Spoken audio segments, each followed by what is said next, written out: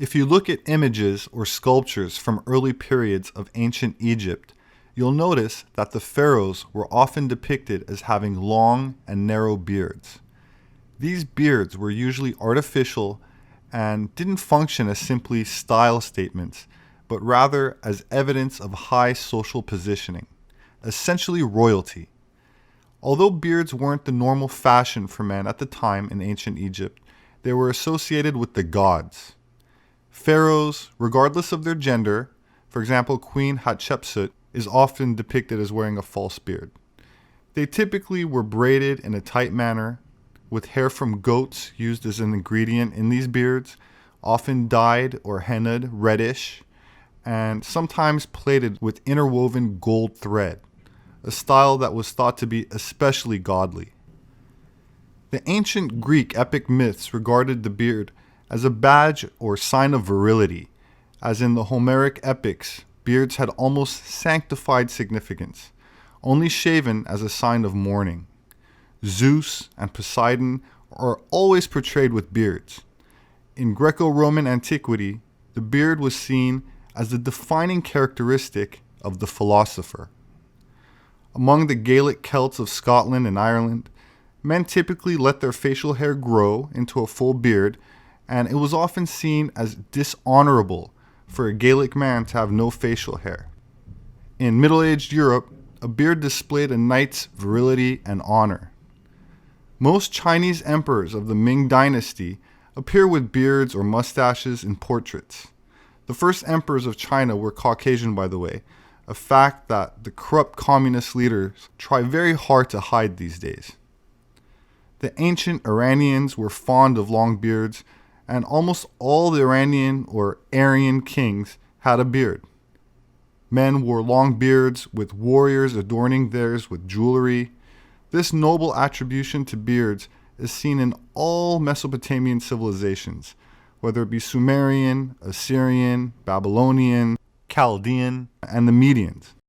The Zohar, one of the primary sources of Kabbalah, attributes holiness to the beard, specifying that hairs of the beard symbolize channels of subconscious holy energy that flows from above to the human soul.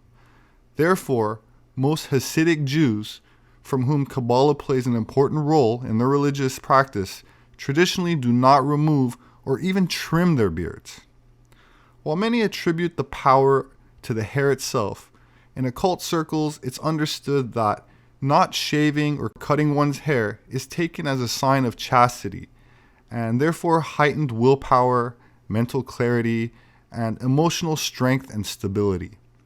Fornication, which means ejaculation, when not done for the purpose of reproduction, was seen as a drain of life force, which is why monks and many religions and mystery schools have chastity vows, similar to the biblical story of Samson.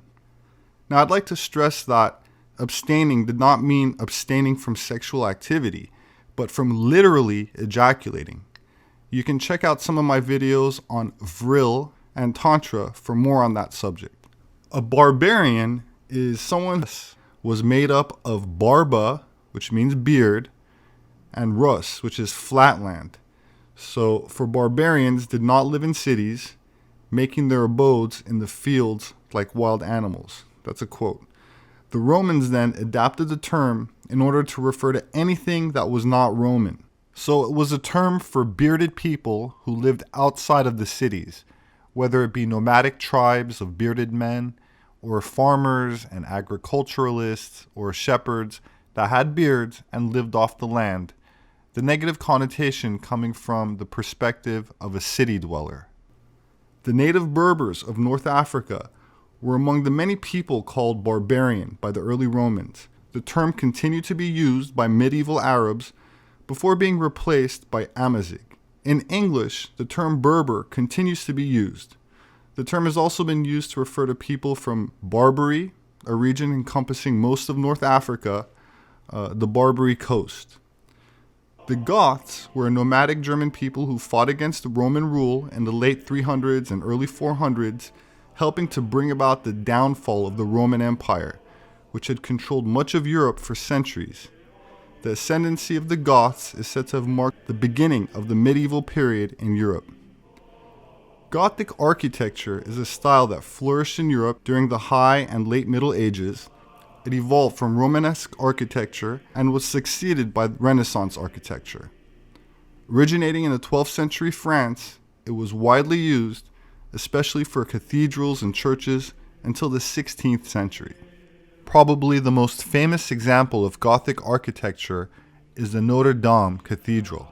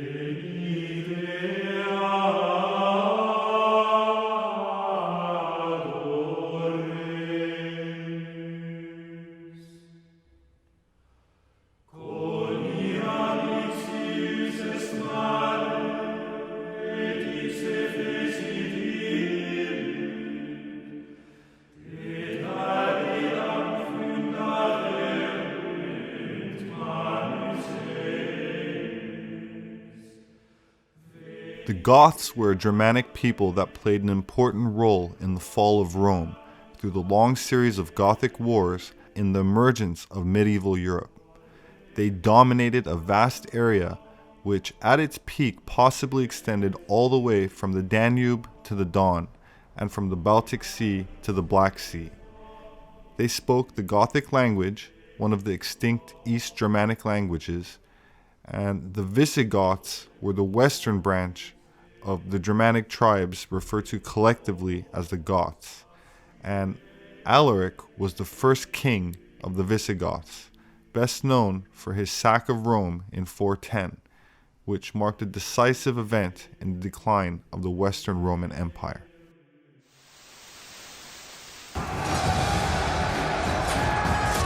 Alaric's sack of Rome could be likened to the end of the world for the Roman psyche.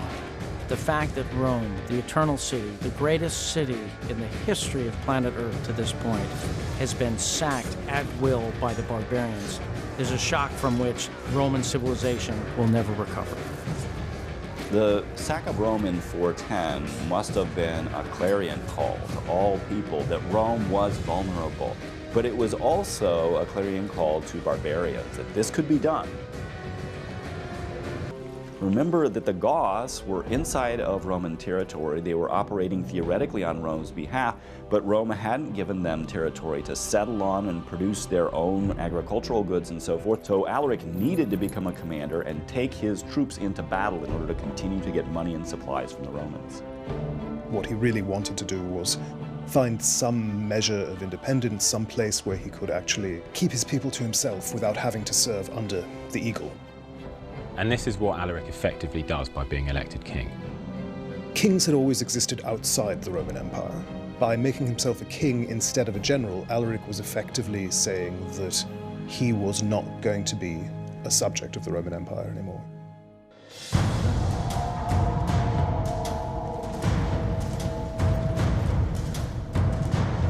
Alaric is so livid about the betrayals that he's undergone that he lays siege to Rome, and it's a siege that lasts for 18 months.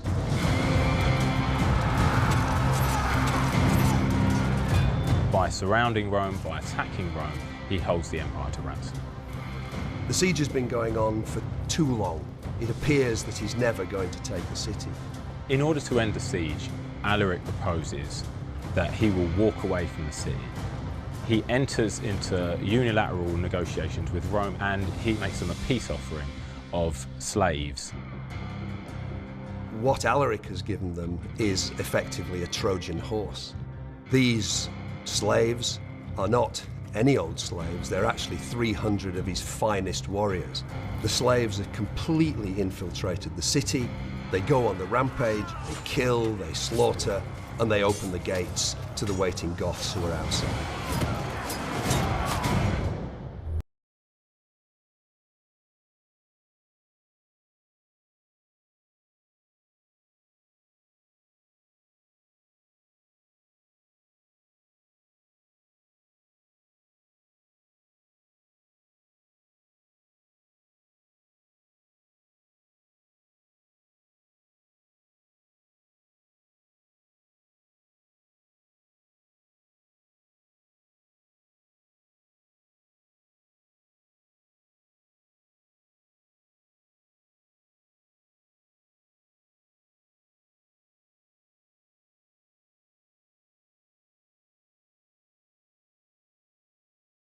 Though, his successor saw his followers to a permanent settlement in what's now the south of France.